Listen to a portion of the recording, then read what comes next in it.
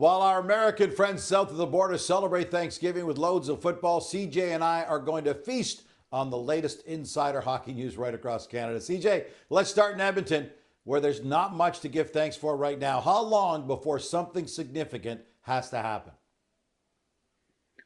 Well, that's the biggest question for the Oilers and management. And look, some alarm bells sounded there this week. The loss they had on home ice to Dallas, going down 4-0 as they did in the first period.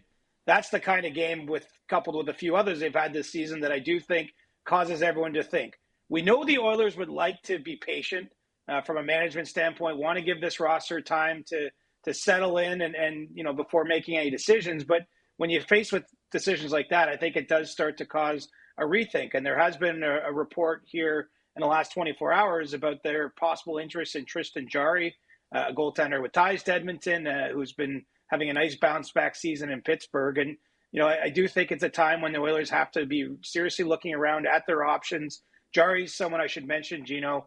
Not that the Penguins are shopping by any means, but I think that they're still in a position where they'll listen on any player. But whether it's Jarry or someone else, I do think the Oilers have to be considering everything, just with not just the amount of losses they've had, but the way they've played through this first stretch of schedule.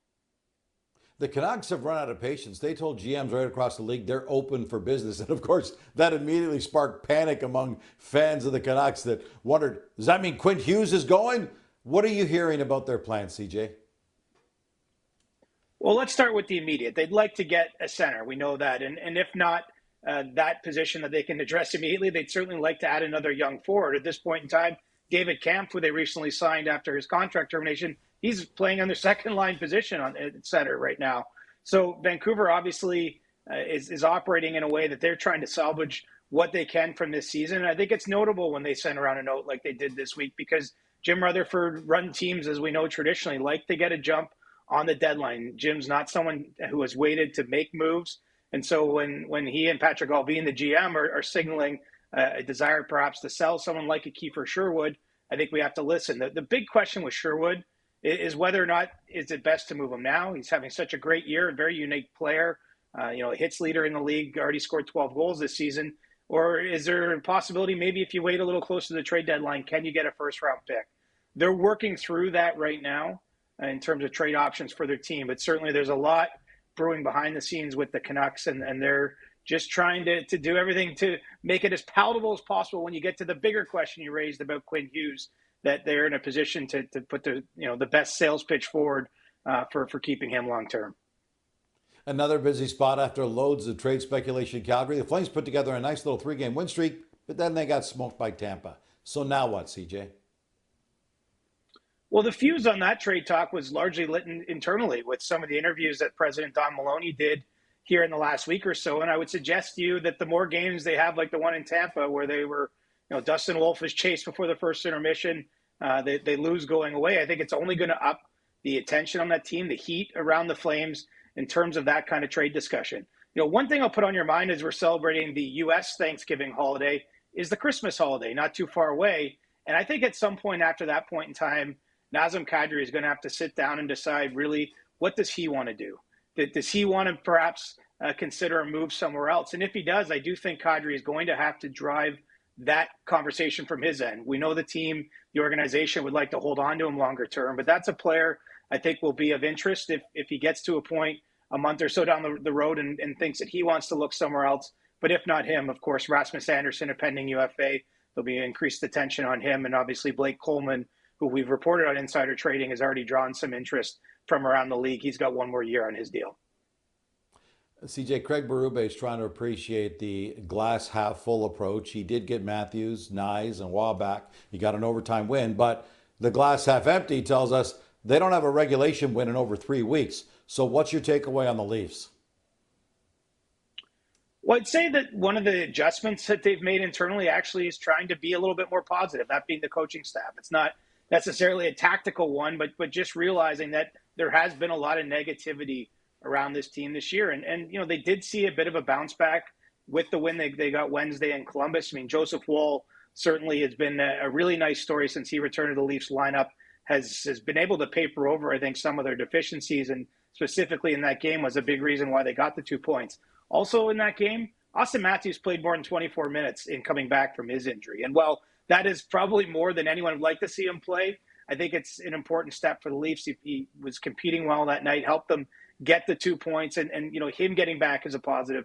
And the last one I'll put in front of you, if we're trying to be positive, Easton Cowan, the rookie Leafs forward, has moved into their top 6. He's weathering more minutes, scored a big goal against the Blue Jackets, getting some specialty teams time. And I know the coaching staff is really happy with what they're getting from Cowan. And so, the hope is that they can slowly dig their way out. But the Leafs are on a very difficult road trip right now and have to keep finding a way to put points in the bank to get themselves back in the playoff race. Trying to be positive. It is Thanksgiving in the States. Listen, the Jets got served up a sour dish when they got news that Connor Hellebuck would miss 4 to 6 weeks because of that knee surgery. They've lost 3 straight since he went down. Where do they go from here, CJ?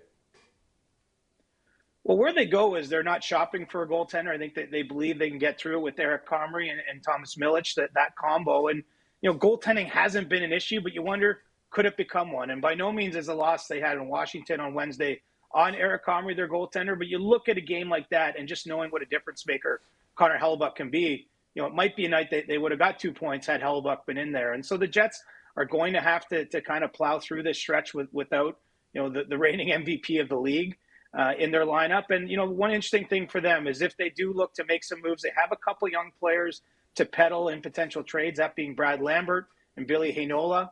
But beyond that, they're just going to have to find a way to try to get a little bit more scoring down their lineup. That's an internal focus. The top line's been very, very good in terms of its offensive output.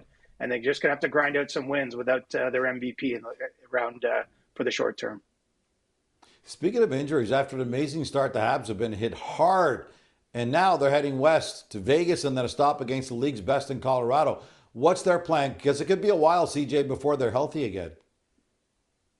Yeah, and management's been doing its part, trying to get a top 6 forward. And that's obviously been difficult to accomplish for any team in the league. We just have not seen a lot of trade activity. While the GM, Kent Hughes, is out there looking to make a deal, the coach, Marty St. Louis, is under a certain amount of pressure too. I mean, defensively, this team has been giving up too much. It's been a bit of a slog, and that's put a lot of pressure on what has been subpar goaltending. So, yes, it's not it's been an easy stretch by any means for the Canadiens, but their focus still is on pushing towards, making the playoffs again, trying to tread water through this period because, in terms of the injuries that they have, there's not a lot of, help coming around the corner. Those are longer term type of issues. And so, unless or until they can bring in some external help, the answers are going to have to come from within.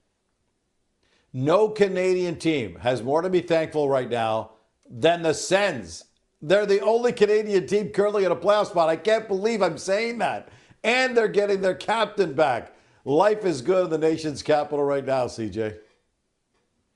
100%. The only team really with no smoke around them, right? No major issues. And you're right. To get through the start of this road trip, winning 3 out of 4 games, it's their longest trip of the year. And then to welcome Brady Tkachuk back in his hometown in St. Louis on Friday afternoon. I mean, great news for the Senators, the way they've managed to go through this stretch of schedule without Tkachuk. And, even some of the issues they might have had. Fabian Zetterlund was off to a slow start. He scored a couple of recent goals. I mean, everything has gone well. They've tightened up their defensive play, and there's lots of reasons to feel good in Ottawa, given where they are at this point in the season. And there you have it, across Canada wrap-up from CJ and me. A very happy Thanksgiving to all of our friends south of the border.